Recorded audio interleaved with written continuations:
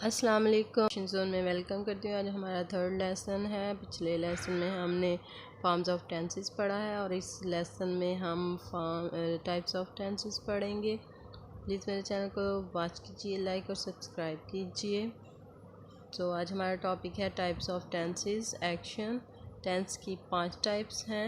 Number 1 simple tense, number 2 indefinite tense, number 3 continuous tense, number 4 perfect tense, number 5 perfect continuous tense.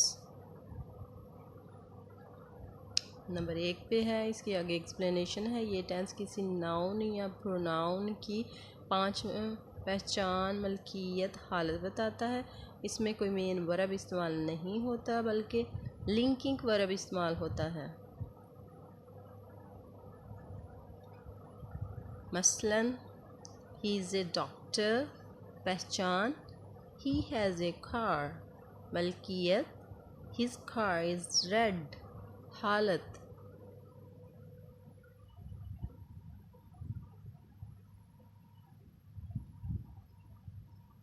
और second में है indefinite tense. ये tense किसी काम के मामूल या आदत को जाहिर करता है। अंग्रेज़ी में इसका एक्टिव टेंस सेंटेंस सिर्फ मेन वर्ब में होता है। थर्ड पे है कॉन्टिन्यूस टेंस। उर्दू में इस टेंस में रहा, रही की पहचान है, अल्फाज आते हैं, जबकि अंग्रेज़ी में हेल्पिंग वर्ब के बाद वर्ब की आईएनजी फॉर्म इस्तेमाल होती है।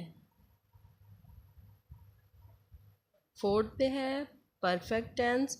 उर्दू में इसकी पहचान है चुका, चुकी, चुके, लिया, ली वगैरह अल्फाज आते हैं, जबकि अंग्रेज़ी में हैज़, हैव, हैड के बाद वर्ब की थर्ड फॉर्म आती है।